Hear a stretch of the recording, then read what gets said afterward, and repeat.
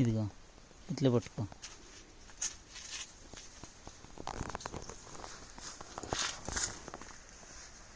ఇంకా అవపడతా వాటికి పోతే అట్లా ఉండాలి. అట్లా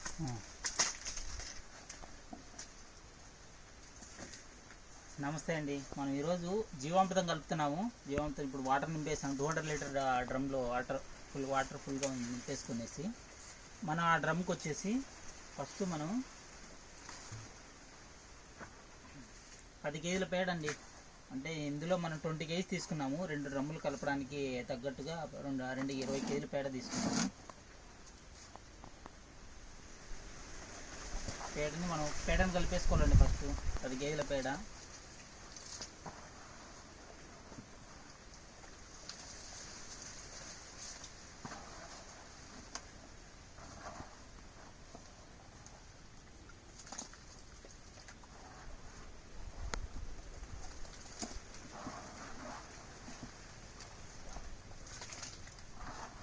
ఇలా పేడలో ఉన్న న్యూట్రిషన్ మొత్తం మనకు జీవామృతం వాటర్లోకి వచ్చేస్తుందండి. మనం ఇలా కలిపేసుకోవాలి. ఫస్ట్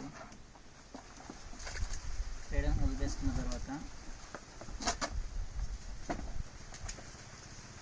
ఇందులో వచ్చేసి మనము దిదల పిండి అండి, అంటే కందిపిండి కానీ ఉలవ పిండి కానీ మనకు మార్కెట్లో ఏది తక్కువ దొరికితే, అంటే మనం ఒకవేళ పండించగలిగితే పండించుకోండి. ఆ ఉలవలు మనకు ఈజీ మెథడ్లో కానీ లో కాస్ట్లో వండుతాయి. మనకు ఉలవలు వేసుకోండి. ఉలవల పిండి 2 కేజీలు. దాంతోపాటు నల్ల బెల్లం, ఇట్లా మనకు నల్లగా న్యాచురల్గా తయారు చేసిందే బెల్లము. అలాంటి బెల్లం తీసుకొని 2 కేజీలు. ఉలవ పిండి కానీ కందిపిండి కానీ శనగపిండి కానీ ద్విదళ పిండి ఏదైనా కానీ 2 కేజీలు. దాంతోపాటు బెల్లం 2 కేజీలు యాడ్ చేసుకోవాలా.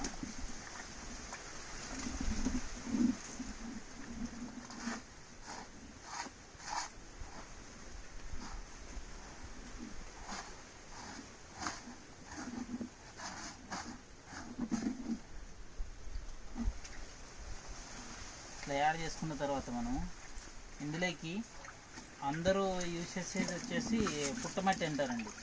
మామూలుగా పుట్టనంత తవ్వుకొచ్చేసి దాంట్లో వేసేసే విధంగా చెప్తారు. పుట్టపట్టి కాదండి. మనం మామూలుగా అయితే ఏ కెమికల్స్ పడనేది గట్టుమట్టి అండి. అంటే మనం మన తోట పొలాల్లో చివరిలో ఈ రీసెంట్ ఇయర్స్లో మనం గ్లైసిల్ వాడుతున్నారు ప్రతి ఒక్కరు. అదే గట్టుమట్టి తెచ్చి వాడుతున్నారు. చాలామంది డ్రమ్స్లో కలుపుతున్నారు. అలాంటి గట్టుకు మాత్రం గ్లైసిల్ కొట్టింది మాత్రం యూజ్ చేయొద్దండి. ఎందుకంటే చేన్ల ప్రాంతాల్లో మన వర్షాధారం పడే వాటికి ఏ కెమికల్స్ వేయరు. అలాంటి సాయిల్ తీసుకొచ్చి మనం కలుపుకొని వేస్తే మనకు బ్యాక్టీరియా దాంట్లో జీవం ఉంటుంది. అలాంటి జీవం ఉన్న మట్టిని కలపడం వల్ల మనకు బాగా న్యూట్రిషన్ ఏర్పడుతుందండి. మన జీవామృతం ఇలా కలిపేసుకోవాలా. కలుపుకున్న 2 రోజులకి మన జీవామృతం తయారవుతుంది.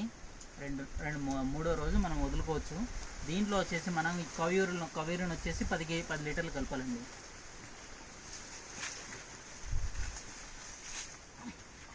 ఇప్పుడు మనకి ఇది 20 లీటర్స్.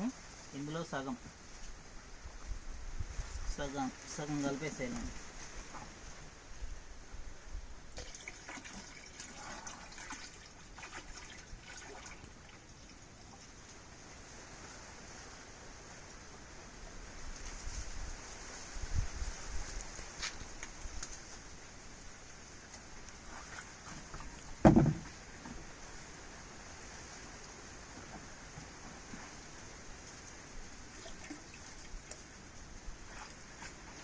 మన మొక్కకు కావాల్సిన ప్రతి న్యూట్రిషన్ ప్రతిదీ జీవామృతం ద్వారా అందుతుంది.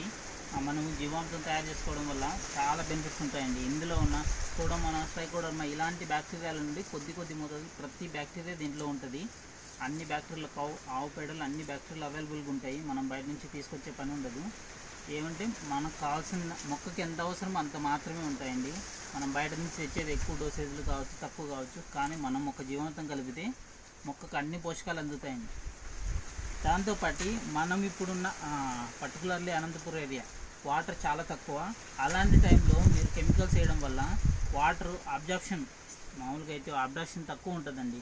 ఇప్పుడు మనం ఈ యూరియా, ఈ పొటాష్ వేయడం వల్ల త్వరగా వాటర్ ఎవాపరేట్ అయిపోయేసి మొక్క ప్రతిసారి వాటర్ అడిగేస్తుందండి. మనం ఇలా బ్యాక్టీరియా బేస్డ్ జీవామృతం కానీ పంచగవ్య కానీ ట్రైకోడర్మా యూజ్ చేసిన ఏమైనా బ్యాక్టీరియా టైప్ ఏ లిక్విడ్స్ వేసినా కానీ మనకు తేమను నిల్వ ఉంచుకునే గుణం సాల్కి పెరుగుతుందండి.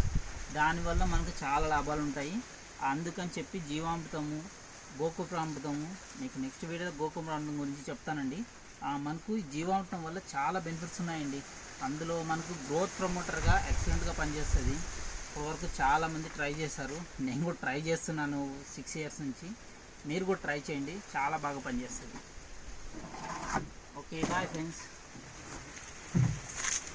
పెట్టు. వినపడిందే.